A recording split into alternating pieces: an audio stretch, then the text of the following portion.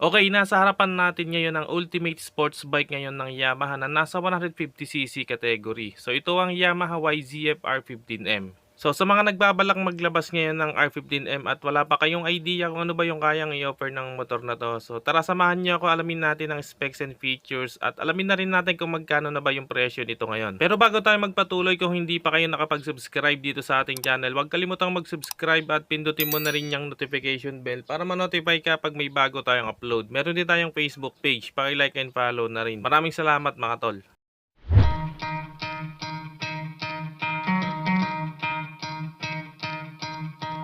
You could try to play, but you're never gonna beat me. Look the other way, what I'm doing ain't easy. Bloody hands stained from the people who deceive me. Muddy hands break through the chains, go free me. Looking for change, looking for pain. Pulling a mob, pushing a train. I'll never stop, stick to a lane.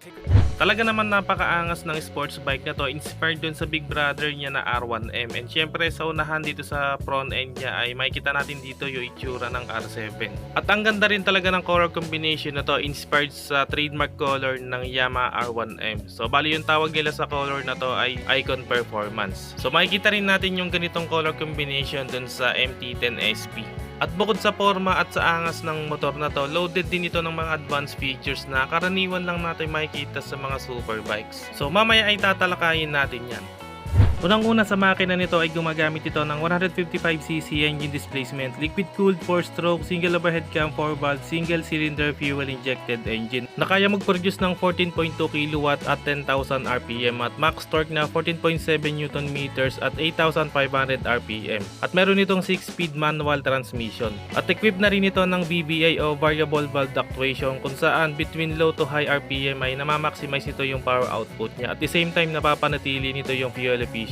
At pagdating niya sa fuel consumption nito, kaya nitong maabot ng 50 to 55 km per liter. So mula dito sa front end niya, dito nga natin makikita yung R-Series DNA niya, no? So meron siyang single bifunctional LED projector light. Katulad ng nakasalpak dito sa YZF R7.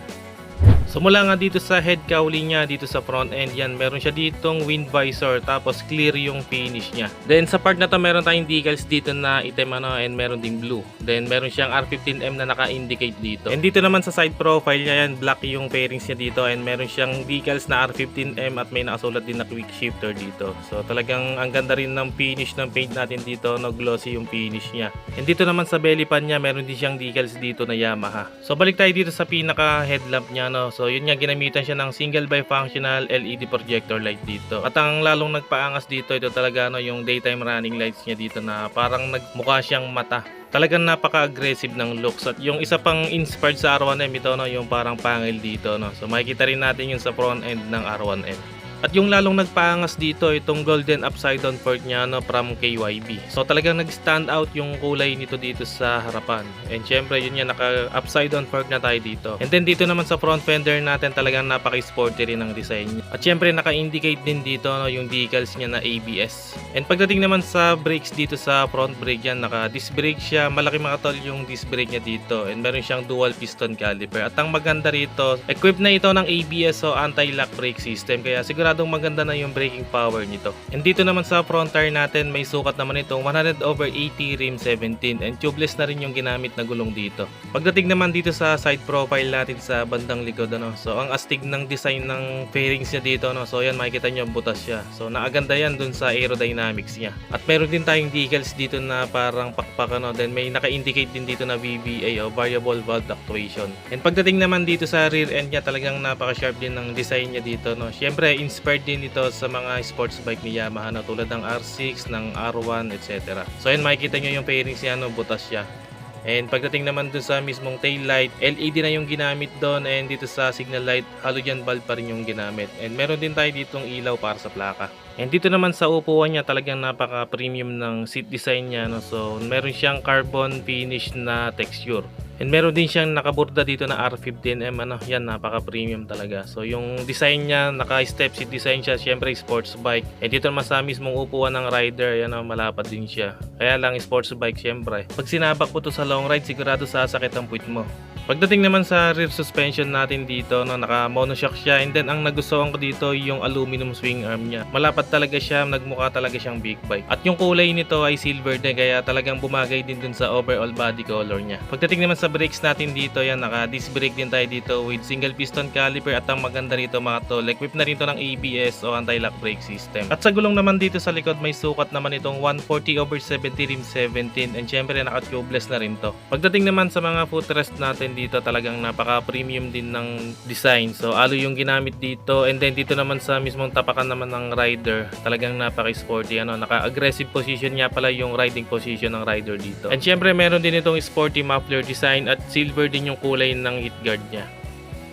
Dito naman sa meter panel niya, syempre naka fully digital meter panel na rin ito, and napaka-compact niya mga tol, dahil dito natin makikita lahat ng info nitong motorsiklo na to. And syempre meron na rin itong Y-Connect, kung saan pwede rin natin i-connect dito yung mga smartphone natin. Pagdating naman sa mga switch dito sa handlebar, yan dito talaga napaka-premium, ano. So meron tayo ditong start, yung run, and yung stop. So talagang pang big bike na rin yung design. Then meron siyang hazard light switch at yung controls para dun sa instrument panel niya. So meron tayo ditong trip at yung info. Dito naman sa kaliwa meron tayong high and low beam, tapos isasagad lang natin yan yung passing light niya.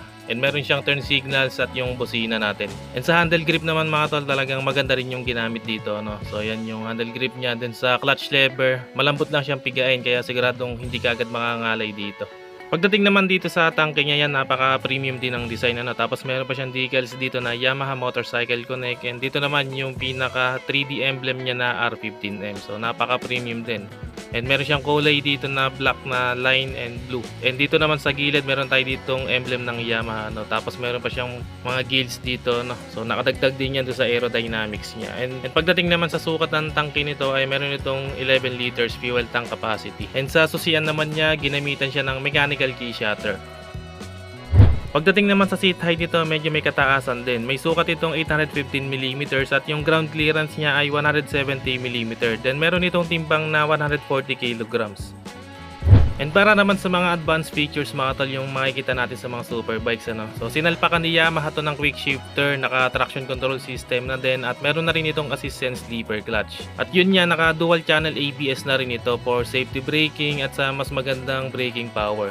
At may safety features nga rin pala to sa side stand niya, no, o kill switch. So kapag nakababa yung side stand, ibig sabihin hindi aandar yung makina niya. And pagdating naman sa cash price nito dito, ay meron itong SRP na 203,000 pesos at yung down payment niya ay 30,000. And syempre payable siya 12 months hanggang 36 months. So yun ang update natin para dito sa Yamaha YZF R15M. So sa mga nagbabala ko, naghahanap ng R15M na malapit lang sa location na to dito sa Nasugbu, Batangas. So pwede nyo to puntahan dito sa Neymar Yamaha Nasugbu, Batangas branch. Hanggang dito na lang muna mga tol. Kung nagustuhan nyo tong video na to, huwag kalimutang mag-subscribe at paki-on na rin ang notification bell para ma-notify ka pag may bago tayong upload. Meron din tayong Facebook page, paki-like and follow na rin. Maraming salamat mga tol. Always ride safe and God bless.